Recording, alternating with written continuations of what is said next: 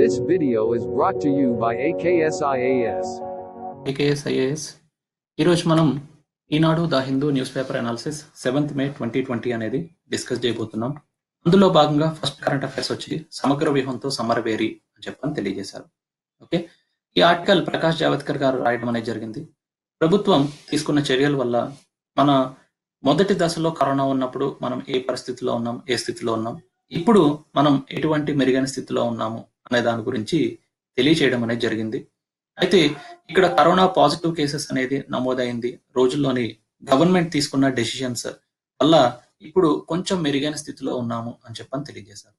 ఆ క్రెడిట్ అంతా కూడా మనకి, ఆ ఘనత అంతా కూడా నరేంద్ర మోడీ గారికే దక్కుతుంది అని చెప్పని తెలియజేశారు. అండ్ డిసెంబర్ నెలలోనే చైనాలోని ఈ కరోనా కలవరం అనేది స్టార్ట్ అయింది. ఆ తర్వాత ప్రపంచం మొత్తం అంతా కరోనా అనేది స్ప్రెడ్ అయింది.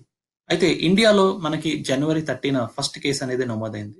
అప్పటి నుంచి ఇప్పటి వరకు కూడా గవర్నమెంట్ చాలా వరకు కూడా చర్యలు తీసుకోవడం అనేది జరిగింది. మన దేశంలో స్టార్టింగ్ స్టేజ్ లో తీసుకుంటే చాలా వరకు హాస్పిటల్స్ లేవు, తర్వాత బెడ్స్ లేవు, ఐసీ లేవు, తర్వాత కావాల్సిన మాస్క్స్ లేవు, ల్యాబ్స్ చాలా తక్కువ ఉన్నాయి, అండ్ టెస్టింగ్స్ చేయడానికి కావాల్సిన కిట్స్ లేవు. ఇవన్నీ కూడా చాలా ప్రాబ్లమ్స్ ఫేస్ చేస్తున్నాం. అయితే వాటన్నిటిని సమర్థవంతంగా ఎదుర్కొని కావాల్సిన హాస్పిటల్స్ ఎస్టాబ్లిష్ చేసి, మనకు కావాల్సిన ఐసోలేషన్ వార్డ్స్ని ఎస్టాబ్లిష్ చేశారు, డాక్టర్స్ని అపాయింట్ చేశారు, అండ్ మాస్క్ కావాల్సిన ఇండస్ట్రీస్ని సెటప్ చేశారు, అండ్ ల్యాబ్స్ని పెంచడం అనేది జరిగింది.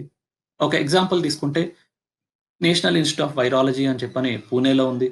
అక్కడ ఓన్లీ 4,000 కరోనా పరీక్షలు మాత్రమే చేయగలం ఒక రోజుకి. ఇప్పుడు 300 labs all over India establish చేసి 80,000 పరీక్షలు అనేది మనం చేయగలుగుతున్నాం. ఇలా గవర్నమెంట్ ఎప్పటికప్పుడు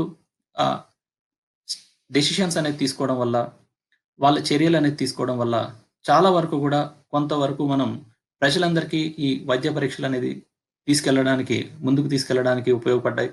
అండ్ అలాగే వెంటిలేటర్స్ కానీ, లేకపోతే వేరియస్ అదర్ కంట్రీస్తో సంబంధాలు అనేది పెట్టుకొని మనకి మంచి పాలసీ మెజర్స్ ఏవైతే ఉన్నాయో వాళ్ళు ఫాలో అవుతున్నవన్నీ ఇండియాలో అప్లై చేయడం అనేది జరిగింది. ఎగ్జాంపుల్ తీసుకుంటే సౌత్ కొరియా ఎగ్జాంపుల్ తీసుకున్నారు. సో అక్కడ ఎప్పుడైతే కరోనా అనేది వచ్చిందో, చాలా మంది కరోనా తోటి బాధపడుతున్నారో వాళ్ళందరికీ కూడా టెస్టింగ్స్ అనేది చాలా ఎక్కువగా చేయడం అనేది జరిగింది. అలాగే ఐసోలేషన్ చేసి వాళ్ళందరికీ ట్రీట్మెంట్ అందించడం అనేది జరిగింది. అదే విధంగా ఇండియాలో కూడా ఐసోలేషన్ చేసి ట్రీట్మెంట్ అందించడం అనేది జరిగింది. పీపుల్ అందరినీ క్వారంటైన్ చేయడం అనేది జరుగుతుంది. సో ఈ విధంగా దేశాల్లోని వేరియస్ బెస్ట్ పాలసీస్ అన్ని కూడా తీసుకొని మన ఇండియాలోని అప్లై చేయడం అనేది జరుగుతుంది. మన ఇండియాలో కూడా కావాల్సిన టెక్నాలజీ డెవలప్ చేసుకోవడం అనేది జరుగుతుంది అని చెప్పని తెలియజేశారు. అండ్ గవర్నమెంట్ కూడా ఈ కరోనా రావడం కారణంగా, లాక్డౌన్ జరిగిన కారణంగా చాలా మంది ఇబ్బంది పడుతున్నారు. ఫార్మర్స్ కానీ, రైతులు కానీ, లేకపోతే మీకు ఉద్యోగులు కానీ, కార్మికులు కానీ, లేకపోతే వ్యాపార సంస్థలు కానీ, ఇవన్నీ కూడా చాలా మంది ఇబ్బంది పడుతున్నారు. వాళ్ళందరికీ కూడా సహాయం అందిస్తాము, చేయూతను అందిస్తాము అని చెప్పని తెలియజేశారు. ఆ విధంగానే ప్రధానమంత్రి గరీబీ కళ్యాణ్ యోజన అని చెప్పని ఒక ప్రోగ్రాం తీసుకురావడం అనేది జరిగింది. ఈ ప్రోగ్రామ్ లో ఆల్మోస్ట్ 39 crore పీపుల్ కి సహాయం అందిస్తున్నారు. అండ్ ఆల్మోస్ట్ గవర్నమెంట్ ఇప్పటి వరకు 34,800 crores ఫైనాన్షియల్ అసిస్టెన్స్ అనేది అందించాము అని చెప్పని తెలియజేశారు. దీంట్లో బెనిఫిట్ పొందిన వాళ్ళు ఎవరంటే ఉమెన్, మహిళలు. జన్ధన్ యోజన అకౌంట్ ఎవరైతే ఉంటుందో వాళ్ళందరికీ కరస్పాండింగ్ మనీ అనేది డిస్ట్రిబ్యూట్ చేశాము అన్నారు. అలాగే ఫార్మర్స్ కి అండర్ PM కిసాన్ ప్రోగ్రామ్ ద్వారా సహాయం అందించామన్నారు. అలాగే old age pensions, widows, disabled persons వీళ్ళందరికీ కూడా పెన్షన్స్ అందించామన్నారు. అలాగే కన్స్ట్రక్షన్ వర్కర్స్ ని ఆదుకున్నామన్నారు. అలాగే ఎంప్లాయ్ ప్రావిడెంట్ ఫండ్ ద్వారా కొంత అమౌంట్ అనేది ట్రాన్స్ఫర్ చేయడం అనేది జరిగింది అని చెప్పని తెలియజేశారు. సో ఇలా మనకి ప్రధానమంత్రి గరీబీ కళ్యాణ్ యోజన ప్రకారంగా ఫైనాన్షియల్ అసిస్టెన్స్ అనేది, ఆర్థిక చేయూత అనేది ఇచ్చాము అని చెప్పని తెలియజేశారు. అలాగే కేంద్ర ప్రభుత్వం, రాష్ట్ర ప్రభుత్వాలకు కూడా కొంత అమౌంట్ అనేది ట్రాన్స్ఫర్ చేయడం అనేది జరిగింది. కోవిడ్ చికిత్స కోసం 15,000 విడుదల చేశారు. అలాగే రాష్ట్ర ఉపద్రవ నియంత్రణ నిధి కింద 11,000 రిలీజ్ చేయడం అనేది జరిగింది. అలాగే ఫార్మర్స్ గురించి, లేకపోతే భవన నిర్మాణ కార్మికుల గురించి, కూలీల గురించి చాలా వరకు కూడా స్టెప్స్ తీసుకున్నాము అని చెప్పని తెలియజేశారు. అలాగే వ్యవసాయంలోని రైతుని కాపాడడానికి మార్కెట్ యార్డ్‌లను ప్రోత్సహిస్తూ కావాల్సిన మినిమమ్ సపోర్ట్ అనేది అందిస్తున్నాము అని చెప్పని తెలియజేశారు. అలాగే ప్రధానమంత్రి కూడా 'మన్ కీ బాత్' కార్యక్రమంలోని కరోనా గురించి, వాటి యొక్క మెజర్స్ గురించి ఏమేమి పాటించాలి అనే దాని గురించి తెలియచేయడం అనేది జరిగింది. అండ్ ప్రజలందరూ కూడా ఆయనకి సపోర్ట్ చేసి ఆయన చెప్పిన ప్రిన్సిపల్స్ అన్నీ ఫాలో అవ్వడం అనేది జరిగింది.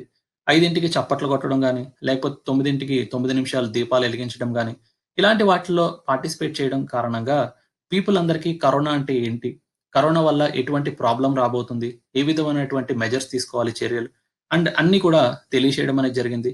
ఈ విధంగా ప్రజానీకానికి ఎప్పటికప్పుడు కరోనా గురించి తెలియజేస్తూ, ఆ పర్టిక్యులర్ కరోనాని కంటైన్ చేయడానికి అందరూ కూడా సహకరించడంతోటి సంపూర్ణంగా పోరాటం జరుపుతున్నాము అని చెప్పని తెలియజేశారు.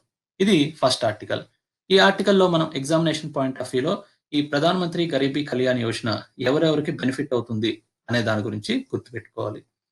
అలాగే నెక్స్ట్ ఆర్టికల్ వచ్చి లిక్కర్ రెవెన్యూస్ ఫర్ స్టేట్స్ అని చెప్పన్నారు. స్టేట్స్‌కి ఈ మధ్యన లాక్‌డౌన్ కారణంగా రిసోర్సెస్ అనేవి లేవు. ఇన్‌కమ్ అనేది ఎక్కువ జనరేట్ అవ్వట్లేదు. సో, అయితే ఇప్పుడు లాక్‌డౌన్ కొన్ని చోట్ల సరళించడం కారణంగా ఇప్పుడు స్టేట్ గవర్నమెంట్స్ అన్నీ కూడా లిక్కర్ సేల్స్ అనేవి స్టార్ట్ చేశారు. అక్కడ చాలా వరకు కూడా ఆ లిక్కర్ సేల్ చేసేటప్పుడు ప్రైసెస్ అనేవి ఎక్కువ పెట్టి చేయడం అనేది జరుగుతుంది.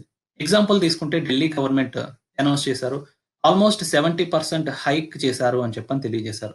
ఆ హైక్ చేసిన ప్రైసెస్ అన్నీ కూడా స్పెషల్ కరోనా ఫీ అని చెప్పని తెలియజేశారు. అంటే 100 రూపీస్ ఉంటే ఒక బాటిల్ విలువ దాన్ని 170 రూపీస్‌కి అమ్మడం అనేది జరుగుతుంది. సో, ఇలా ప్రతి స్టేట్ గవర్నమెంట్ కూడా హై ప్రైసెస్‌కి అమ్మడం అనేది జరుగుతుంది. ఇక్కడ ఎగ్జాంపుల్ తీసుకుంటే ఆంధ్రప్రదేశ్‌లో ప్రొహిబిషన్ టాక్స్ అని చెప్పన్నారు. అలాగే ఉత్తరప్రదేశ్‌లో కూడా స్పెషల్ డ్యూటీ ఆన్ లిక్కర్ అని చెప్పనన్నారు. అండ్ అక్కడ మీకు ప్రతి స్టేట్ గవర్నమెంట్ కూడా వేరియస్ టాక్సెస్ అనేవి ఎక్స్‌ట్రాగా ఇంపోజ్ చేయడం అనేది జరుగుతుంది. ఎందుకంటే లిక్కర్ అనేది వన్ ఆఫ్ ద ఎక్కువ సోర్స్ రెవెన్యూ జనరేషన్ అనేది జరుగుతుంది కరెంట్ కాంటెక్స్ట్‌లో అని చెప్పని తెలియజేశారు. అన్ని స్టేట్స్ ఇంప్లిమెంట్ చేస్తున్నాయి and union territories except Gujarat, Bihar. So, మీరు గుర్తుపెట్టుకోవాల్సింది ఏంటంటే గుజరాత్, బీహార్‌లో మట్టుకే మీకు లిక్కర్ సేల్స్ అనేది లేదు. రెస్ట్ ఆఫ్ ద అన్ని స్టేట్స్‌లోని యూనియన్ టెరిటరీస్‌లోని ఫాలో అవుతున్నారని చెప్పని తెలియజేశారు. అయితే రిజర్వ్ బ్యాంక్ ఆఫ్ ఇండియా వాళ్ళు కూడా దాన్ని సపోర్ట్ చేస్తూ state finance a study of budget 2019 అనే ఒక రిపోర్ట్‌లో ఏమని తెలియజేశారంటే state excise duty on alcohol మీకు చాలా వరకు కూడా స్టేట్స్‌కి రెవెన్యూ జనరేట్ చేస్తుంది అని చెప్పని తెలియజేశారు. అండ్ ఈ మధ్య కాలంలో జీఎస్టీ అనేది తీసుకొచ్చాము. కాబట్టి మీకు అది కూడా రెవెన్యూ జనరేట్ చేస్తుంది. And at the same time states own రెవెన్యూలోని మీకు సేల్స్ టాక్స్ వచ్చి 23.5% ఉంటుంది అన్నారు. అలాగే మీకు జీఎస్టీ వచ్చి స్టేట్ జీఎస్టీ వచ్చి 43.5% ఉంటుంది అన్నారు. అండ్ స్టేట్ ఎక్సైజ్ వచ్చి 12.5% అంటున్నారు. Talks on property and capital transactions వచ్చి 11.3% అంటున్నారు. అయితే ఇక్కడ మనం అర్థం చేసుకోవాల్సింది ఏంటి అనంటే మనకి కరస్పాండింగ్ లిక్కర్ సేల్స్ చేయడం వల్ల స్టేట్‌కి రెవెన్యూ ఎక్కువ వస్తుంది అని చెప్పని ఆర్‌బీఐ వాళ్ళు state finance a study of budgets 2019 ఈ రిపోర్ట్‌లో తెలియజేయడం అనేది జరిగింది. Okay. One of the major source వచ్చి excise duty on the liquor అని చెప్పని తెలియజేశారు. అయితే మనకి ఈనాడులోని ఒక ఆర్టికల్ అనేది ఇవ్వడం జరిగింది. సో, చాలా రాష్ట్ర ప్రభుత్వాలు లాక్‌డౌన్ అనేది కొన్ని చోట్ల ఎత్తివేయడం కారణంగా అక్కడ మనకి లిక్కర్ సేల్స్ అనేది స్టార్ట్ చేశారు. లిక్కర్ సేల్స్ చేయడం వల్ల చాలా స్టేట్స్‌కి కొంత రెవెన్యూ అనేది జనరేట్ అవుతుంది. అనుకున్న స్థాయి కంటే ఎక్కువ జనరేట్ అవుతుంది అని చెప్పని తెలియజేశారు. అయితే ఈ పక్కన ఇంకొక పేరాలో ఏమని తెలియజేశారంటే ఈ పర్టిక్యులర్ మద్యం వల్ల అంటే లిక్కర్ వల్ల చాలా మంది ప్రాబ్లమ్స్ ఫేస్ చేస్తున్నారు అని చెప్పని తెలియజేశారు. చాలా మంది ఈ లిక్కర్ వల్లే చాలా మంది ఇండియాలో చనిపోతున్నారు అని చెప్పని ప్రపంచ ఆరోగ్య సంస్థ ఇచ్చిన ఒక నివేదికలో తెలియజేశారు. ఆల్మోస్ట్ ప్రతి ఏటా 2,60,000 పీపుల్ చనిపోవడం అనేది జరుగుతుంది అని చెప్పని మెన్షన్ చేశారు.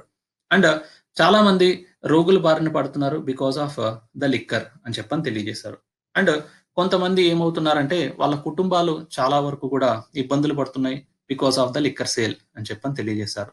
అండ్ ఇంకా ఈ లిక్కర్ షాప్స్ అనేది పెరిగిపోవడం వల్ల ఇప్పుడున్న కరోనా వైరస్ అనేది అరికట్టడానికి ఈ లిక్కర్ షాప్స్ లో రెగ్యులేషన్స్ లేకపోతే చాలా ప్రాబ్లమ్స్ అనేది ఫేస్ చేయాల్సి ఉంటుంది అని చెప్పని కూడా హెచ్చరించడం అనేది జరిగింది.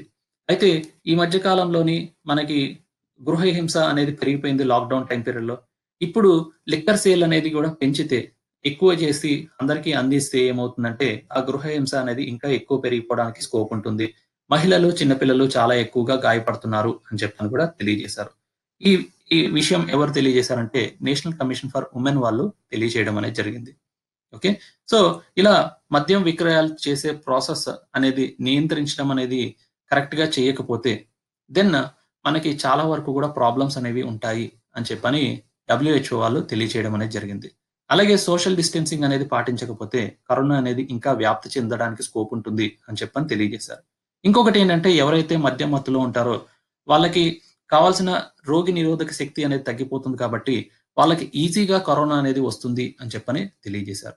ఈ ఆర్టికల్‌లో మనకి ఏ విధమైనటువంటి నెగెటివ్ ఎఫెక్ట్స్ ఉంటాయి లిక్కర్ వల్ల ఇప్పుడున్న కరెంట్ కాంటెక్స్ట్‌లో అనే దాని గురించి తెలియజేయడం అనేది జరిగింది. నెక్స్ట్ టీకా తాత్పర్యం ఇది అని చెప్పని ఇంకొక ఆర్టికల్ వచ్చిందండి.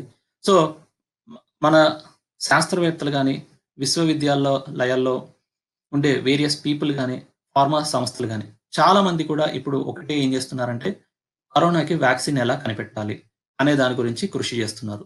అందులోని చాలా సంస్థలు కూడా ముందంజలో ఉన్నారు. అయితే ముందుగా దానికి వ్యాక్సిన్స్ గురించి వెళ్ళే ముందు వైరస్ అనేది ఎలా ఇన్ఫెక్ట్ అవుతుంది అనే దాని గురించి మీకు తెలియజేస్తాను. ఇక్కడ మనకి 5 స్టేజెస్ గురించి తెలియజేశారు. ఫస్ట్ స్టేజ్ ఏమంటారంటే, వైరస్ మానవ కణాన్ని అంటుకోవడం ద్వారా ఇలా మనకి అంటుకోవడానికి స్కోప్ ఉంటుంది. అంటుకున్న తర్వాత ఏమవుతుంది అంటే, కణంలో వైరస్ ప్రవేశించడం అనేది జరుగుతుంది. ఆ తర్వాత ఆర్ఎన్ఏని బయటికి తీసుకొస్తుంది. ఆ పొర మొత్తం కలిసిపోవడంతోటి ఆర్ఎన్ఏను విడుదల చేయడం అనేది జరుగుతుంది ఈ విధంగా. ఓకే. తర్వాత ఆర్ఎన్ఏ ఆధారంగా వైరస్ ప్రతులను తయారు చేయడం అనేది జరుగుతుంది. ఇలాంటివన్నీ కూడా ఇంకా తయారు చేస్తూ ఉంటారు. అండ్ కణం నుంచి వైరస్ విడుదల కావడం అనేది జరుగుతుంది. ఆ తర్వాత అది ఒక పర్టిక్యులర్ యాంటీజెన్ తో కూడిన కణం వైరస్ ను మింగివేయడం అనేది జరుగుతుంది. ఒక పర్టిక్యులర్ సెల్. సో మింగిన తర్వాత ఏంటంటే అక్కడ మనకి రోగ నిరోధక శక్తి అనేది ఉంటే, దెన్ ప్రతిస్పందన అనేది ఉంటే మనం వైరస్ ని కంటైన్ చేస్తాం. ఒకవేళ మనకి లేకపోతే, ఓకే, యాంటీబాడీస్ అనేవి సరిగ్గా ప్రొడ్యూస్ అవ్వలేకపోతే, ఆ వైరస్ ని కంటైన్ చేయలేకపోతే వైరస్ అనేది పెరిగిపోతుంది. ఆ తర్వాత మనిషి చనిపోవడం అనేది జరుగుతుంది. వేరియస్ పార్ట్స్ అన్ని కూడా, ఆర్గన్స్ అన్ని కూడా దెబ్బతింటాయి. అయితే ఇక్కడ రోగి నిరోధక ప్రతిస్పందన అనేది ఎలా జరుగుతుంది అనేది చూస్తే, పరాయి ప్రోటీన్ గాని యాంటీజెన్ తో కూడిన ప్రత్యేక కణాలు వైరస్ ను మింగేస్తాయి. ఆ తర్వాత టీ సెల్స్ గాని, బి సెల్స్ గాని 2 ఉంటాయి. అక్కడ టీ సెల్స్ కణాలు రోగ నిరోధక ప్రతిస్పందన అనేది ప్రేరేపిస్తాయి. అక్కడ ఒకవేళ ప్రేరేపించలేకపోతే వైరస్ స్ప్రెడ్ అవుతుంది. ఓకే. టీ కణాలు అనేవి వ్యాధి ఆర్ రోగ నిరోధక ప్రతిస్పందన అనేది ప్రేరేపిస్తాయి. అలాగే బి కణాలు యాంటీబాడీని పుట్టిస్తాయి అండ్ తుడుముట్టిస్తాయి వైరస్ ని. కానీ ఇక్కడ కరోనా అనేది వచ్చిన తర్వాత ఇప్పుడున్న కరెంట్ కాంటెక్స్ట్ లో ఏంటంటే, టీ సెల్స్, బి సెల్స్ సరిగ్గా గుర్తుపెట్టుకోలేకపోతున్నాయి కరస్పాండింగ్ వైరస్ ని. ఎందుకంటే అవి జన్యు మార్పుడు అనేది జరుగుతున్నాయి. ప్రతిదీ కూడా చేంజ్ అవుతూ ఉంటుంది ఫామ్. అందువల్లే వైరస్ కి ఒక వ్యాక్సిన్ అనేది కనుక్కోవాలంటే చాలా డిఫికల్ట్ అవుతుంటుంది. సో ఇక్కడ ఉన్న పరిస్థితుల్లో ఏంటంటే చాలా కంపెనీస్ అన్ని కూడా ఈ T cells, B cells antibodies అనేది కరెక్ట్ గా ప్రొడ్యూస్ చేయాలి. ఆ ప్రొడ్యూస్ చేసిన యాంటీబాడీస్ అన్ని కూడా ఈ పర్టికులర్ కరోనా వైరస్ ని కంటైన్ చేయాలి, తగ్గించాలి అని చెప్పని అనుకుంటున్నారు. సో ఈ విధంగా వైరస్ అనేది మనకి ఇన్ఫెక్ట్ అవుతుంది అని చెప్పని తెలియజేశారు. అయితే వేరియస్ కంపెనీస్ అన్ని కూడా డిఫరెంట్ ప్రాసెస్ తోటి వాళ్ళు వ్యాక్సిన్ అనేది ప్రొడ్యూస్ చేయాలనుకుంటున్నారు. సో ఇక్కడ మనకి వైరస్ ఆధారిత అని చెప్పని ఒక ప్రాసెస్ ఉంది. ఇక్కడ ఆల్మోస్ట్ 7 బృందాలు అచేతనమైన లేదా బలహీనమైన పరిచిన వైరస్ తో టీకాలను అభివృద్ధి చేస్తున్నాయి. వాటిల్లోని మీకు చాలా వరకు కూడా పోలియో టీకాల్లో ఏదైతే వ్యాక్సిన్ అనేది ఉపయోగిస్తున్నారో సిమిలర్ టైప్ ఆఫ్ వ్యాక్సిన్ అనేది ఈ వైరస్ తయారీకి చాలా బీజింగ్ లో ఉండే ఇన్స్టిట్యూషన్స్ కానీ, అదర్ కంట్రీస్ లో ఉండే ఇన్స్టిట్యూషన్స్ అన్ని కూడా వర్క్ చేస్తున్నాయి. అయితే దీంట్లో పాజిటివ్స్ ఏంటి అని చెప్పని చూస్తే, మీకు సర్వసాధారణంగా టీకాలను అభివృద్ధి చేసే విధానంలోని ఇది భారీగా ఉత్పత్తి చేయడానికి ఉపయోగపడుతుంది అని చెప్పని తెలియజేశారు. ఇంకొకటి ఏంటంటే సురక్షిత నెగిటివ్ ఆస్పెక్ట్ ఏంటంటే సురక్షిత ప్రాణాలు అందుకొని తీరాలి. అచేతమైన వైరస్ చేసే టీకాలు ఉత్పత్తి కొంచెం కష్టంతో కూడుకున్నది. అందువల్ల ఈ పర్టికులర్ ప్రాసెస్ అనేది కొంచెం డిఫికల్ట్ ప్రాసెస్, కాకపోతే ఎక్కువగా ఉత్పత్తి చేయడానికి స్కోప్ ఉంటుంది అని చెప్పని తెలియజేశారు. ఇంకొకటి న్యూక్లియర్ ఆమ్లంతో తయారు చేస్తున్నారండి ఇది. ఓకే. దానివల్ల కూడా మీకు సురక్షితమైనది. ఎందుకంటే మనం ఇక్కడ ఇనాక్టివ్ వైరస్ అనేది మనం పంపించట్లేదు కాబట్టి ఇది కొంచెం సురక్షితమైనది అని చెప్పనన్నారు. కాకపోతే రోగ నిరోధక ప్రతిస్పందనను అదుపు చేయాల్సిన అవసరం అనేది ఉంటుంది. ఒకవేళ అదుపు చేయలేకపోతే ఆ పర్టికులర్ వైరస్ అనేది పెరిగిపోవడానికి స్కోప్ ఎక్కువ ఉంటుంది అని చెప్పని తెలియజేశారు. నెక్స్ట్ ఇంకొక పద్ధతి ఏంటంటే వైరల్ రోగవాహక టీకాలు అని చెప్పని తెలియజేశారు. సో ఇక్కడ ఇక్కడ ఆల్మోస్ట్ ఒక 25 సంస్థలన్నీ కూడా వర్క్ చేస్తున్నారు. ఓకే. ఒక ఒంట్లో వైరస్ అనేది ప్రోటీన్లు పుట్టించేలాగా మనకి తయారు చేస్తున్నారు ప్రాసెస్ అనేది. అక్కడ ఆ వైరస్లు బలహీనం పరుస్తారు కాబట్టి జబ్బును కలుగజేయకుండా ఉంటుంది అని చెప్పని తెలియజేశారు. వీటిలో ఆల్మోస్ట్ 2 టైప్స్ ఉంటాయండి. ఈ మధ్య కాలంలోని ఇబోలాలోని ఈ టైప్ ఆఫ్ వ్యాక్సిన్ అనేది ప్రొడ్యూస్ చేయడం అనేది జరిగింది. అండ్ దానివల్ల మనకి అడ్వాంటేజ్ ఏంటి అనంటే ఆల్రెడీ ఇబోలా లాంటి వైరస్ ని మనం అరికట్టాం కాబట్టి సిమిలర్ గా మనకి COVID-19 కూడా అరికట్టడానికి కావాల్సిన టెక్నాలజీ అనేది ఉంది కాబట్టి మనము దాన్ని ఫాలో అవ్వచ్చు అని చెప్పని తెలియజేశారు. నెగిటివ్ ఆస్పెక్ట్ ఏంటి అనంటే వీటి వృద్ధి చెందే వైరస్ వాహకాలు రకం టీకాల నుంచి వచ్చే రోగ నిరోధక శక్తి తక్కువ కాలం ఉంటుంది అని చెప్పని తెలియజేశారు. అంటే ఏంటంటే మీకు వ్యాక్సిన్ అనేది ఇస్తున్నారు, కాకపోతే దానివల్ల ఎక్కువగా కాలం అనేది మీకు కంటైన్ చేయలేకపోవచ్చు అని చెప్పని తెలియజేస్తున్నారు. ఇంకొక ప్రాసెస్ ఏంటంటే ప్రోటీన్ ఆధారితమైన ప్రాసెస్ తోటి వ్యాక్సిన్ అనేది ప్రొడ్యూస్ చేస్తున్నారండి. సో ఇక్కడ ఏంటంటే డైరెక్ట్ గా ప్రోటీన్స్ అనేది ఐడెంటిఫై చేస్తున్నారు, లైక్ యాంటీబాడీస్ అనేది ఐడెంటిఫై చేసి మీకు ప్రోటీన్ రూపంలోని అందించడం అనేది జరుగుతుంది. సో ఇవి అందించడం ద్వారా డైరెక్ట్ గా వైరస్ ని అటాక్ చేయడం అనేది జరుగుతుంది, వాటిని కంటైన్ చేయడం అనేది జరుగుతుంది. సో ఇలా ఈ టీకాలను తయారు చేయడం, ఉత్పత్తి చేయడం తేలిక అని చెప్పని తెలియజేశారు. కానీ ఏంటంటే మీకు ప్రతి ఒక్క టీకా అనేది ప్రొడ్యూస్ చేయడానికి టెస్టింగ్ కి చాలా కాలం అనేది పడుతుంది. ఆ లోపల చాలా మంది చనిపోయే ఛాన్సెస్ ఉంటాయి. సో మనుషుల మీద ఇలాంటివన్నీ కూడా ప్రయోగించాల్సింది ఉంది. ఆ ప్రయోగంలోని ఎంతమంది చనిపోతారో, ఎఫెక్ట్ ఎలా ఉంటుంది అనేది తెలుసుకోవాల్సిన అవసరం. That is one of the negative aspect అని చెప్పని తెలియజేశారు. నెక్స్ట్ ముఖేష్ నెంబర్ 1 అని చెప్పని ఇంకొక ఆర్టికల్ ఉందండి. సో మనకి ఎవ్రీ ఇయర్ ఫోర్బ్స్ వాళ్ళు ఎవరు ధనవంతులు అని చెప్పని ఒక జాబితా అనేది రిలీజ్ చేస్తూ ఉంటారు. ఈసారి ఫోర్బ్స్ ఇండియా బిలియనీర్స్ జాబితా అనేది రిలీజ్ చేశారు. ఓకే. సో దాంట్లోని ముఖేష్ అంబానీ తన స్థానం అనేది నిలబెట్టుకున్నారు. ఫస్ట్ పొజిషన్ లో ఉన్నారు. ఆల్మోస్ట్ $36.8 బిలియన్ ఆయన సంపాదన ఉంది అని చెప్పని తెలియజేశారు. ఓకే. అయితే ఈయన తర్వాత మీకు నెక్స్ట్ వచ్చేది డిమార్ట్ కి సంబంధించిన వ్యక్తి ఉన్నారండి. ఓకే. రాధాకిషన్ దమాని అని చెప్పని 2వ స్థానంలో ఉన్నారు. తర్వాత శివనాథర్ అని చెప్పని 3వ స్థానంలో ఉన్నారు. ఓకే. సో ఫోర్బ్స్ ఇండియా జాబితా ప్రకారంగా Mukesh Ambani first billionaire in India or richest billionaire in India అని చెప్పని తెలియజేశారు. నెక్స్ట్ స్థానికులకే 75% ఉద్యోగాలు అని చెప్పని ఆంధ్రప్రదేశ్ ప్రభుత్వం లాస్ట్ ఇయర్ ఒక బిల్ అనేది రిలీజ్ చేయడం అనేది జరిగింది. అయితే ఆ బిల్లు అనేది పాస్ చేశారు గవర్నమెంట్, అమలు పరుస్తాము అని చెప్పని అంటున్నారు. కానీ దాని మీద ఒక పర్టికులర్ కేసు అనేది వేయడం జరిగింది. ఈ బిల్లు కరెక్ట్ కాదు అని చెప్పని సుప్రీంకోర్టులో కేసు వేయడం అనేది జరిగింది. ఆ సుప్రీంకోర్టు కొన్ని ఆర్డర్స్ అనేది ఇచ్చారు. సో ప్రభుత్వం ఏ విధంగా సమర్థిస్తున్నారు ఈ పర్టికులర్ 75% లోకల్ పీపుల్ కి ఉద్యోగాల్లో రిజర్వేషన్స్ ఇవ్వడము అనే దాని గురించి క్వశ్చన్ చేయడం అనేది జరిగింది. సో దాన్ని అమలు చేయడం అనేది తాత్కాలికంగా ఆపివేశారు అని చెప్పని తెలుస్తుంది.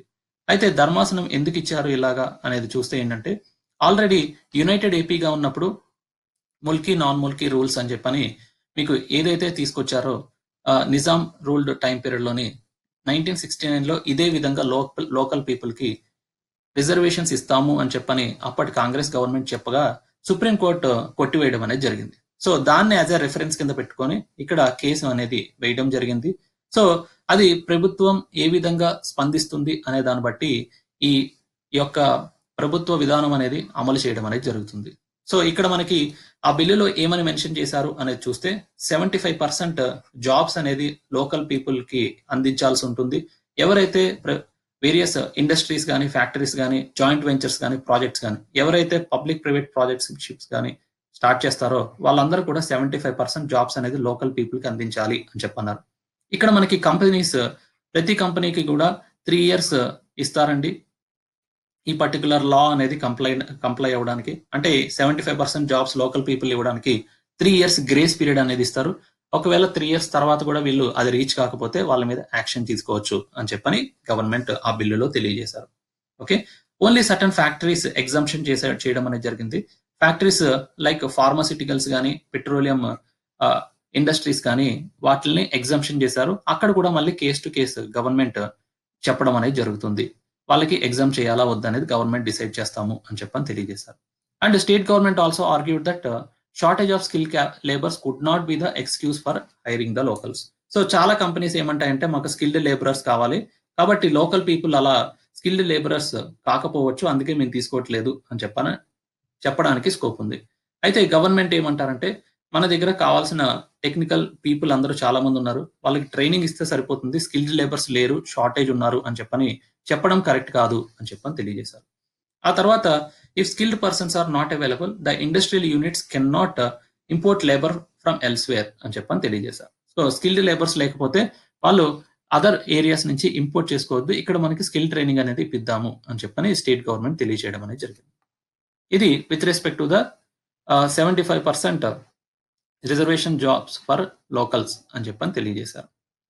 నెక్స్ట్ ఏపీ ప్రభుత్వం ఒక జీవో అనేది రిలీజ్ చేశారండి కృష్ణా బోర్డు మీద. సో అక్కడ ఏంటంటే 80,000 క్యూసెక్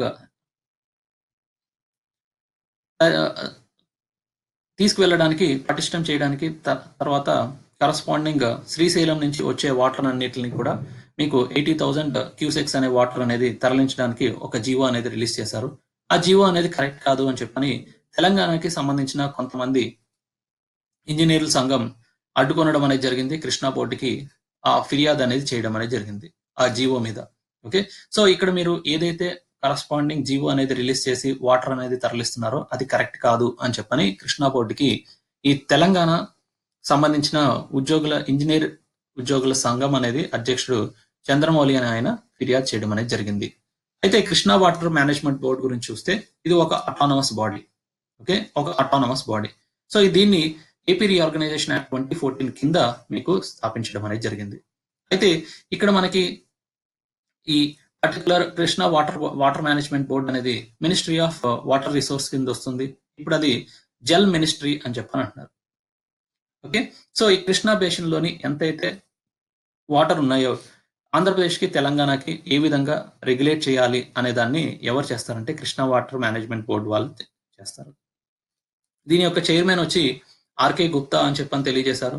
ఈ కృష్ణా వాటర్ మేనేజ్మెంట్ బోర్డు గురించి ఏపీ రీఆర్గనైజేషన్ యాక్ట్ లో సెక్షన్ 86 పారా 2లో తెలియజేయడం జరిగింది.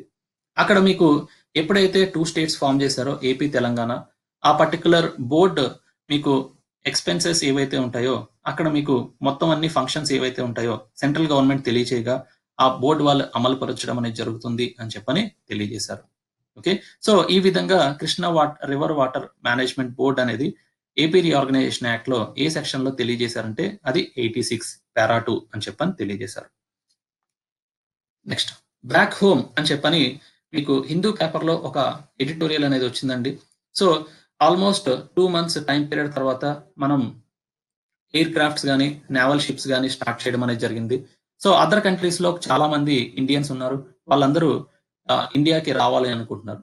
సో వాళ్ళందరినీ ఇండియాకి తీసుకురావడానికి ప్రభుత్వం చాలా చర్యలు అనేది తీసుకుంటున్నారు. అందులో భాగంగానే వందే భారత్ మెషిన్ అని స్టార్ట్ చేశారు. ఈ వందే భారత్ మెషిన్ ఏం చేస్తుందంటే మీకు ఎవరైతే అదర్ కంట్రీస్ లో కొంతమంది రిజిస్టర్ చేసుకుంటారో ఎయిర్ ఇండియా ద్వారా మనం వేరియస్ ఫ్లైట్స్ అనేది ఉపయోగించుకొని అక్కడ ఉండే ఇండియన్స్ అందరినీ కూడా ఇక్కడికి తీసుకురావడం అనేది జరుగుతుంది.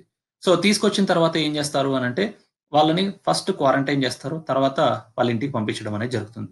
సో ఈ విధంగా మనం గవర్నమెంట్ ఎక్స్టర్నల్ అఫైర్స్ వాళ్ళు ఒక ఆప్షన్ అనేది ఇచ్చినప్పుడు ఫారెన్ కంట్రీస్ లో ఉండే అప్లికేషన్స్ వచ్చి almost 5 lakh to 10 lakh applications అనేవి మనకి అందడం అనేది జరిగింది. వాళ్ళందరికీ కావాల్సిన మెజర్స్ అనేది స్టాండర్డ్ ఆపరేటింగ్ ప్రొసీజర్స్ అనేది ఫాలో అవడం అనేది ఏ విధంగా ఫాలో అవ్వాలి అని మినిస్ట్రీ ఆఫ్ హోమ్ అఫైర్స్ వాళ్ళు ఇక్కడికి వచ్చిన తర్వాత ఏ విధంగా ఫాలో అవ్వాలి అనే దాని గురించి గైడ్ లైన్స్ ఇవ్వడం అనేది జరిగింది. సో అక్కడ మీకు కరస్పాండింగ్ మెడికల్ ఎమర్జెన్సీస్ కానీ మెడికల్ ఇష్యూస్ కానీ లేకపోతే అకామిడేషన్ కానీ మొత్తం అన్ని కూడా ఏ విధంగా ఉంటాయి అనే దాని గురించి గైడ్ లైన్స్ ఇచ్చారు. తర్వాత వాళ్ళని రిలీజ్ చేయడం అనేది జరుగుతుంది క్వారంటైన్ నుంచి అని తెలియజేశారు. అయితే ఇక్కడ మనకి చాలా వరకు కూడా మనకి నెగిటివ్ ఆస్పెక్ట్స్ ఏంటి అంటే మన ఇండియన్స్ చాలా మంది అదర్ కంట్రీస్ లో ఉన్నారు. సో ఇప్పుడు మనం వాళ్ళందరినీ కూడా ఇక్కడికి తీసుకురావడం వల్ల ఏమవుతుందంటే మనకు వచ్చే రెమిటెన్సెస్ పోతాయి. ఇక్కడ వచ్చిన వాళ్ళందరికీ కూడా కావాల్సిన ఎంప్లాయ్మెంట్ అనేది క్రియేట్ చేయాల్సి ఉంటుంది. And at the same time ఈ కరోనా అనేది ఉండడం కారణంగా అక్కడ ఆల్రెడీ వాళ్ళకి ఏదైనా కరోనా పేషెంట్ అయి ఉంటే ఇక్కడ ఇంకా ఎక్కువ ఇంక్రీజ్ అవడానికి స్కోప్ ఉంటుంది. ఇవన్నీ కూడా ఏంటంటే negative aspects of bringing back the corresponding Indians to the ఎవరైతే ఫారిన్ కంట్రీస్ లో ఉంటారో వాళ్ళని ఇక్కడికి తీసుకురావడం వల్ల ఇవన్నీ కూడా నెగటివ్ ఆస్పెక్ట్స్. సో అయినప్పటికీ కూడా మన గవర్నమెంట్ ఆఫ్ ఇండియా బాధ్యతతోటి మన ఇండియన్స్ అందరినీ కూడా తీసుకొస్తాము అని చెప్పని కొన్ని ప్రోగ్రామ్స్ అనేది స్టార్ట్ చేశారు. అందులో భాగంగానే వందే భారత్ మెషిన్ అనేది ఒకటి. ఓకే, సో ఇక్కడ మనకి కరస్పాండింగ్ ఎయిర్ ఇండియా తోటి ఫ్లైట్స్ తోటి ఇండియన్స్ ని తీసుకురావడం అనేది జరుగుతుంది. అలాగే మీకు ఇండియన్ నేవీ వాళ్ళు కూడా ఒక ఆపరేషన్ అనేది స్టార్ట్ చేశారు. సముద్ర సేతు అని చెప్పని ఒక ఆపరేషన్ స్టార్ట్ చేశారు. సముద్ర సేతు అని అంటే సీ బ్రిడ్జ్. సో అది ఎవరైతే ఇండియన్స్ ఓవర్సీస్ లో ఉన్నారో వాళ్ళందరినీ కూడా షిప్స్ ద్వారా మనం తీసుకురావడం అనేది జరుగుతుంది. ఐఎన్ఎస్ జలశ్వ అండ్ మాగర్ అనే 2 షిప్స్ ని ఉపయోగించుకొని మా పోర్ట్ ఆఫ్ మాలే నుంచి మాల్డీవ్స్ నుంచి కొంతమంది ఇండియన్స్ ని ఫస్ట్ ఫేజ్ లో తీసుకురావడం అనేది జరుగుతుంది అని చెప్పని తెలియజేశారు. ఓకే, నెక్స్ట్ ఆర్టికల్ అండి. సో ఇందులోని ఒక పర్టికులర్ డేటా అనేది ఇచ్చారు, జాబ్లెస్ మౌంట్స్ అని చెప్పన్నారు. ఓకే, సో మనకి సిఎంఐఈ అని చెప్పని ఒక ఆర్గనైజేషన్ ఉంది. సిఎంఐఈ అని చెప్పని ఒక ఆర్గనైజేషన్ ఉంది. సో వీళ్ళు అన్ఎంప్లాయ్మెంట్ గురించి సర్టన్ డేటా అనేది ఇవ్వడం జరిగింది. సో దీంట్లో ఏమంటారంటే ఓవర్ ఆల్మోస్ట్ 122 మిలియన్ పీపుల్ ఇండియాలోని జాబ్స్ పోగొట్టుకున్నారు ఏప్రిల్ మంత్ లోని. And around 75% of them are small traders and wage labourers అని చెప్పని తెలియజేశారు. ఎక్కువగా ఇంపాక్ట్ అయిన స్టేట్ వచ్చి తమిళనాడు ఎక్కువగా ఇంపాక్ట్ అయింది అని చెప్పని తెలియజేశారు. And at the same time it's labour force participation rate, unemployment rate లో అయితే ఎక్కువగా ఇంపాక్ట్ అయింది Tamil Nadu. Highest among the states అని చెప్పని తెలియజేశారు. And it's labour force participation rate is lowest and Kerala had the lowest labour force participation rate in the April అని చెప్పని తెలియజేశారు. సో ఇలా కేరళని తమిళనాడుని గుర్తుపెట్టుకోండి. అండ్ ఇక్కడ మనకి ఆల్మోస్ట్ మ్యాసివ్ ఫాల్ అని చెప్పని అంటున్నారు. సో ఇక్కడ ఎంప్లాయ్మెంట్ స్టేటస్ అనేది తీసుకుని ఇక్కడ మెజర్ చేశారు. 2019-20లో 404 మిలియన్ ఉంటే ఇప్పుడు ఏప్రిల్లోని 2020కి వచ్చేటప్పటికి 282. సో చాలా వరకు తగ్గింది అని చెప్పని తెలియజేశారు. అన్ఎంప్లాయ్మెంట్ పెరుగుతుంది అని దాని అర్థం. అండ్ అన్ని సెక్టార్స్ కూడా ఎఫెక్ట్ అయ్యాయండి. స్మాల్ ట్రేడర్స్ అండ్ లేబరర్స్ బాగా ఎక్కువగా ఎఫెక్ట్ అయ్యారు. ఎంటర్ప్రెన్యూర్స్, సాలరీడ్ ఎంప్లాయీస్ వీళ్ళందరూ కూడా చాలా ఎక్కువ ఎఫెక్ట్ అయ్యారు. కొంత బెనిఫిట్ పొందింది ఎవరంటే ఫార్మర్స్. సో కొంత బెనిఫిట్ పొందారు అని చెప్పని తెలుస్తుంది. అలాగే మీకు స్టేట్స్ ఎఫెక్టెడ్ చూస్తే ఏంటంటే ఎక్కువగా ఎఫెక్ట్ అయిన స్టేట్ వచ్చి ఏంటి అంటే తమిళనాడు. ఓకే, అన్ఎంప్లాయ్మెంట్ రేట్ చాలా ఎక్కువ పెరిగిపోయింది అని చెప్పని తెలియజేశారు. అండ్ మీకు ఇక్కడ పర్టికులర్ చార్ట్ అనేది ఇవ్వడం జరిగింది. దాంట్లో హై అన్ఎంప్లాయ్మెంట్, లో లేబర్ ఫోర్స్ పార్టిసిపేషన్ రేట్ లోని మీకు తమిళనాడు ఉంది అని చెప్పని తెలియజేశారు. సో ఈ ఒక్క పేరు గుర్తు పెట్టుకుంటే సరిపోతుంది. రెస్ట్ ఆఫ్ దమ్ అన్ని కూడా పాసింగ్ రిఫరెన్స్ అనేది గుర్తుపెట్టుకోవాలి. ఓకే, సో ఇక్కడ మనకి చాలా మంది నెక్స్ట్ కమింగ్ డేస్ లో జాబ్స్ అనేవి కోల్పోతున్నారు అని చెప్పని ఈ సిఎంఐ ఇచ్చిన రిపోర్ట్ లో తెలుస్తుంది మనకి. వాళ్ళందరినీ కూడా గవర్నమెంట్ ఆదుకుంటాము, సర్టన్ స్టెప్స్ అనేది ప్రోగ్రామ్స్ అనేది ఇంప్లిమెంట్ చేస్తాము, వాళ్ళందరికీ కూడా కావాల్సిన సహకారం అందిస్తాము అని చెప్పని తెలియజేశారు. నెక్స్ట్ దర్బార్ మూవ్ అని చెప్పనేది ఒకటి న్యూస్ లో ఉందండి. Darbar move. Okay, so recent గా మీకు జమ్మూ అండ్ కాశ్మీర్ లోని దర్బార్ మూవ్ అని చెప్పనేది ఒకటి జరుగుతుంది. సో రీసెంట్ గా ఏమైందంటే జమ్మూ కాశ్మీర్ హైకోర్టు వాళ్ళు ఏమని తెలియజేశారంటే దర్బార్ మూవ్ అనేది ఒక 140 ఇయర్ ఓల్డ్ ప్రాక్టీస్. సో అది ఓల్డ్ ప్రాక్టీస్ ఏంటంటే షిఫ్టింగ్ ఆఫ్ క్యాపిటల్స్ ఎక్కడి నుంచి ఎక్కడికంటే శ్రీనగర్ నుంచి జమ్మూకి ఎవ్రీ 6 months ఒకసారి మనం కరస్పాండింగ్ జమ్మూ అండ్ కాశ్మీర్ లో క్యాపిటల్ అనేది షిఫ్ట్ చేయడం అనేది జరుగుతుంది. ఒకటి వింటర్ క్యాపిటల్ జమ్మూ అంటారు, నవంబర్ నుంచి ఏప్రిల్. ఇంకొకటి శ్రీనగర్ సమ్మర్ క్యాపిటల్ అంటారు, మే నుంచి అక్టోబర్. సో ఇలా summer capital and as well as winter capital అని చెప్పని మీకు షిఫ్ట్ చేయడం అనేది జరుగుతుంటుంది. ఈ టైప్ ఆఫ్ ప్రాక్టీస్ అనేది ఆల్మోస్ట్ 148 ఇయర్ ఓల్డ్ ప్రాక్టీస్ అని చెప్పని తెలియజేశారు. అయితే దీన్ని స్టార్ట్ చేసింది ఎవరంటే మహారాజా రణబీర్ సింగ్. సో మహారాజా రణబీర్ సింగ్ మీకు స్టార్ట్ చేయడం అనేది జరిగింది. అయితే ఇలా చేయడం వల్ల మనకి ఏ విధంగా ఉంటుంది ప్రాసెస్ అంటే ఒక సమ్మర్ క్యాపిటల్ నుంచి ఇంకో సమ్మర్ క్యాపిటల్కి వెళ్ళేటప్పుడు 52 ఆఫీసెస్ అనేది మూవ్ చేయాల్సి ఉంటుంది. అండ్ 10,000 డాక్యుమెంట్స్ అనేది 200 ట్రక్స్ లో మూవ్ చేయాల్సి ఉంటుంది. అండ్ ఒక్కొక్క పర్సన్ కి ఎంప్లాయ్కి 15,000 రూపీస్ ట్రావెల్ అలవెన్స్ కింద ఇవ్వాల్సి ఉంటుంది. అండ్ 2,000+ రూమ్స్ 79 హోటల్స్ లో బుక్ చేయాల్సి ఉంటుంది. సో ఇవన్నీ కూడా ఎక్స్పెండిచర్ అనేది ఇంక్రీజ్ అయిపోతుంది. కాబట్టి ఇక్కడ మనం ఈ 2 క్యాపిటల్ ప్రాసెస్ అనేది మూవింగ్ అనేది ఫాలో అవ్వాలా లేదా అనేది సెంట్రల్ గవర్నమెంట్ డిసైడ్ చేసి చెప్పండి అని చెప్పని జమ్మూ అండ్ కాశ్మీర్ హైకోర్టు అనేది తెలియజేశారు.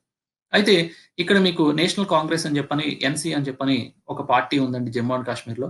వాళ్ళు ఏమంటారంటే ఇక్కడ మనకి కరస్పాండింగ్ జమ్మూ అండ్ కాశ్మీర్ ని యునైట్ చేయడానికి ఈ 2 క్యాపిటల్స్ అనేవి ఉపయోగపడుతున్నాయి అని చెప్పని ఒక స్టేట్మెంట్ చెప్పారు. ఇంకొకటి ఏంటంటే ఆంధ్రప్రదేశ్ లో 3 క్యాపిటల్స్ అనేది ఫాలో అవుతున్నప్పుడు మేము 2 క్యాపిటల్స్ ఫాలో అయితే తప్పేంటి అని చెప్పని ఇంకోటి క్వశ్చన్ చేశారు.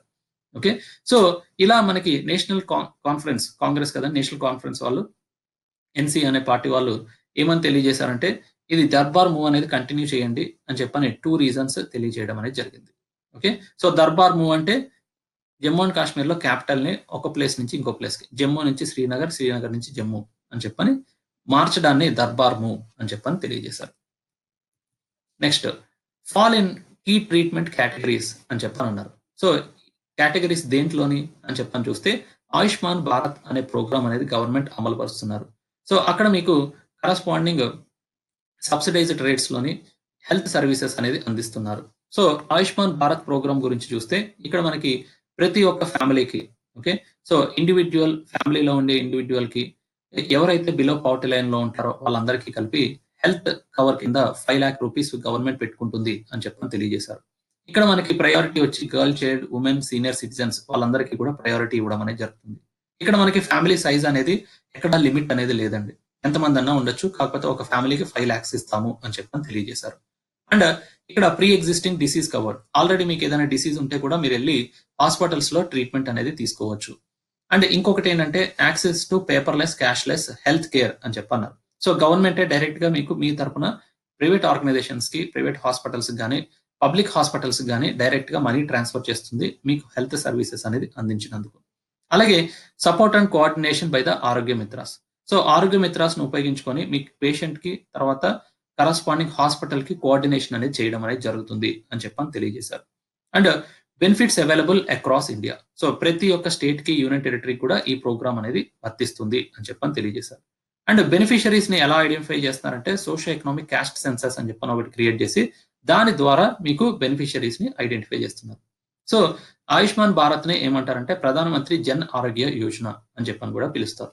అయితే ఈ ఆర్టికల్లో ఏమని తెలియజేస్తున్నారంటే మనకి ఫిబ్రవరి వరకు కూడా బాగానే ప్రోగ్రామ్ అనేది రన్ అయింది. తర్వాత ఎప్పుడైతే మనకి లాక్డౌన్ అనేది విధించామో అక్కడ చాలా వరకు కూడా సర్వీస్ తీసుకోవడం అనేది ఆగిపోయింది. సో జనరల్ సర్జరీ తీసుకున్నా, లేకపోతే ఆంకాలజీ, క్యాన్సర్ ట్రీట్మెంట్ అన్నా, గైనకాలజీ అన్నా, కార్డియాలజీ అన్నా, సర్జరీస్ అన్నా ఇవన్నీ కూడా తగ్గిపోయాయి అంటున్నారు. ఓన్లీ జనరల్ మెడిసిన్ మాత్రమే కొంచెం ఇంక్రీజ్ అయింది అని చెప్పని తెలియజేస్తున్నారు.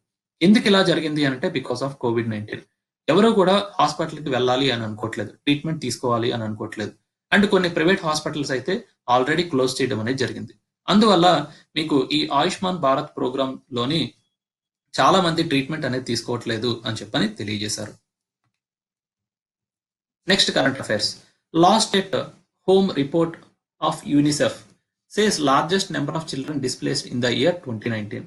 సో యూనిసెఫ్ వాళ్ళు ఒక రిపోర్ట్ అనేది రిలీజ్ చేశారంటే దాంట్లోని మీకు ఆ రిపోర్ట్ పేరు ఏంటంటే లాస్ట్ ఎట్ హోమ్ అని చెప్పని తెలియజేశారు. ఆ రిపోర్ట్ లో ఏమని తెలియజేశారంటే చాలా మంది చిల్డ్రన్ కూడా ఇంటర్నల్ గా డిస్ప్లేస్ అయ్యారు, వాళ్ళు చాలా ప్రాబ్లమ్స్ ఫేస్ చేస్తున్నారు అని చెప్పని తెలియజేశారు. దీంట్లో ఏమంటారంటే report highlighted almost 19 million children living in displacement within their own countries due to conflict and violence. So violence గానీ కాన్ఫ్లిక్ట్ వచ్చినప్పుడల్లా ప్రాబ్లం ఎవరు ఫేస్ చేస్తున్నారంటే చిల్డ్రన్ ఫేస్ చేస్తున్నారు. ఆల్మోస్ట్ 19 million చిల్డ్రన్ డిస్ప్లేస్ అయ్యారు అని చెప్పని తెలియజేశారు. 2014లోని ఆ ఎస్టిమేషన్ అనేది చూస్తే 46 people కి increase were internally displaced by the conflict and violence అని చెప్పని తెలియజేశారు. ఓకే, అంటే మీకు ఇక్కడ ఏమని తెలియజేయాలనుకుంటున్నారంటే ఎవ్రీ ఇయర్ మనకి కరస్పాండింగ్ డిస్ప్లేస్మెంట్ అనేది జరుగుతుంది, కాకపోతే ఈ నెంబర్ అనేది బాగా ఎక్కువ ఉంది ఇన్ ద ఇయర్ 2019 అని చెప్పని తెలియజేశారు. ఎందుకు అలా జరుగుతుంది అని అంటే ఒకటి డిజాస్టర్స్ లైక్ ఫ్లడ్స్ కానీ, స్ట్రామ్స్ కానీ రావడం వల్ల, లేకపోతే మీరుండే రీజన్ లో కాన్ఫ్లిక్ట్స్ కానీ, వైలెన్స్ కానీ జరగడం వల్ల పీపుల్ అందరూ కూడా వలసపోవాల్సి వస్తుంది అని చెప్పని తెలియజేశారు. దాన్నే ఇంటర్నల్ డిస్ప్లేస్మెంట్ అన్నారు. ఆ internal displacement related to children వచ్చి లాస్ట్ హోమ్స్ అనే రిపోర్ట్ లో తెలియజేయడం అనేది జరిగింది. నెక్స్ట్, అధిర్ రంజన్ చౌదరి అనే ఆయన chairman of public accounts committee కింద అపాయింట్ అయ్యారు. సో పబ్లిక్ అకౌంట్స్ కమిటీ కింద చూస్తే 22 members ఉంటారు. అందులో మనకి 15 members from Lok Sabha, 7 members from Rajya Sabha through proportional representation అనే మెథడ్ ద్వారా అక్కడ మెంబర్స్ ని అపాయింట్ చేయడం అనేది జరుగుతుంది. వాళ్ళ యొక్క ఫంక్షన్ ఏంటంటే కంట్రోల్ అండ్ ఆడిటర్ జనరల్ ఏదైతే రిపోర్ట్స్ సబ్మిట్ చేస్తారో ఆ రిపోర్ట్స్ అన్నిని కూడా పార్లమెంట్ తరఫున ఈ పబ్లిక్ అకౌంట్స్ కమిటీ వాళ్ళు చెక్ చేయడం అనేది జరుగుతుంది. సో రిపోర్ట్స్ అనేది చూస్తే అప్రాప్రియేషన్ అకౌంట్స్ గురించి కానీ, audit report on financial accounts కానీ, audit report on public undertaking, వీటన్నిటికి సంబంధించిన రిపోర్ట్స్ అన్ని కూడా పబ్లిక్ అకౌంట్స్ కమిటీ వాళ్ళు చెక్ చేయడం అనేది జరుగుతుంది. Next, Andhra Pradesh CM roles out camp CM app అని చెప్పన్నారు. Okay, to monitor farmer needs. So farmer needs ని ఐడెంటిఫై చేయడానికి CM APP, comprehensive monitoring of agriculture price and procurement అని చెప్పని సీఎం ఏపీపీ అని చెప్పన్నారు. దీని యొక్క ముఖ్య ఉద్దేశం ఏంటంటే అగ్రికల్చర్ లోని ఫార్మర్స్ యొక్క అవసరాలు ఏంటి అనే దాని గురించి ఒక యాప్ ద్వారా వాళ్ళకి కావాల్సిన సహాయం అనేది అందించడం అనేది జరుగుతుంది అని చెప్పని తెలియజేశారు. ఓకే, సో ఇక్కడ మనకి ఆ యాప్ లోని కాస్ట్ ఆఫ్ ప్రొక్యూర్మెంట్ కానీ, మార్కెట్ ఫెసిలిటీస్ కానీ ఫార్మర్ కి అందించాలి అన్న ఉద్దేశంతో సీఎం యాప్ అనేది ఉపయోగపడుతుంది అని చెప్పని తెలియజేశారు. సో మీకు అక్కడ ఫార్మర్ అందరికీ కూడా విలేజ్ లెవెల్లోని అగ్రికల్చర్ కండిషన్ ఎలా ఉంటుంది, వేరియస్ క్రాప్స్ ఎంత ప్రైస్ ఉన్నాయి అనే దాని గురించి ఇన్ఫర్మేషన్ తెలుసుకోవడానికి ఉపయోగపడుతుంది అని చెప్పని తెలియజేశారు. నెక్స్ట్ ఎంసీక్యూస్ అండి. ఈ రోజు వచ్చిన కరెంట్ అఫైర్స్ అన్నిటికీ కూడా మీకు ఎంసీక్యూస్ రూపంలో కొన్ని క్వశ్చన్స్ అనేది ఫామ్ చేశాను, దాన్ని ఆన్సర్ చేయడానికి ప్రయత్నించండి. ఫస్ట్ క్వశ్చన్ వచ్చి, consider the following statements regarding Ayushman Bharat. So Ayushman Bharat లోని కొన్ని 3 స్టేట్మెంట్స్ ఇచ్చాను, అందులో ఏ స్టేట్మెంట్ కరెక్ట్ అనేది ఐడెంటిఫై చేయండి. Okay, it covers 5 lakh per family per year financial for medical treatment in the empaneled hospitals. So ఒక్కొక్క ఫ్యామిలీకి 5 lakhs ఇస్తారంటండి, ఎంపానల్డ్ హాస్పిటల్స్ లో ట్రీట్మెంట్ అనేది తీసుకోవచ్చు అన్నారు. First statement. సెకండ్ స్టేట్మెంట్ వచ్చి, treatment is given only in the public hospitals అని చెప్తున్నారు. And third statement వచ్చి, there is a restriction on the family size are age or gender అని చెప్పని తెలియజేశారు. ఇందులో ఏది కరెక్ట్ స్టేట్మెంట్స్ అని చెప్పని అడుగుతున్నారు. Option A only 1, option B 1 and 2, option C 2 and 3, option D all the above. The answer is only 1. So ఇక్కడ మీకు ట్రీట్మెంట్ అనేది ఓన్లీ పబ్లిక్ హాస్పిటల్స్ అనేది కాదండి, ఇక్కడ public and as well as private hospitals లో కూడా మీకు ట్రీట్మెంట్ అనేది అందిస్తారు. అండ్ రెస్ట్రిక్షన్స్ అనేవి ఇక్కడ రెస్ట్రిక్షన్స్ ఉండవు, no restrictions on family size, age and gender. So అందుకని చెప్పని only 1 statement is correct. Next, which of the following forces launched operation Samudra Setu. సముద్ర సేతు అనే ఆపరేషన్ అనేది ఎవరు లాంచ్ చేశారు? Option A coast guard, option B marine police, option C Indian navy, option D Indian military. Okay, the answer is Indian navy. So Indian navy వాళ్ళు operation Samudra Setu అనే దాన్ని start చేశారని చెప్పని తెలుస్తుంది. Next, which of the following organization publishes report lost at home. So lost at home అనేది ఒక report ఎవరు release చేశారు? Option A world bank, option B reporters without borders, option C UNICEF, option D UNESCO. So ఎవరు మీకు corresponding lost at home అనే report అనేది publish చేశారు? It is UNICEF. Okay, next, Darbar move is a practice shifting capitals between Srinagar and Jammu and Kashmir was introduced by which of the following king. ఏ king మీకు ఈ Darbar move అనే practice అనేది start చేశారు? Option A Raja Jai Singh, option B Raja Hari Singh, option C Raja Ranbir Singh, option D Raja gulab Singh. The answer is Raja Ranbir Singh. Answer is Raja Ranbir Singh. Okay, so with this I am concluding the class, guys. Thank you very much for all the people who have watched this video. Ee video kanaka meeku nachinataithe subscribe, like, subscribe and share. Thank you very much for all the people who have participated.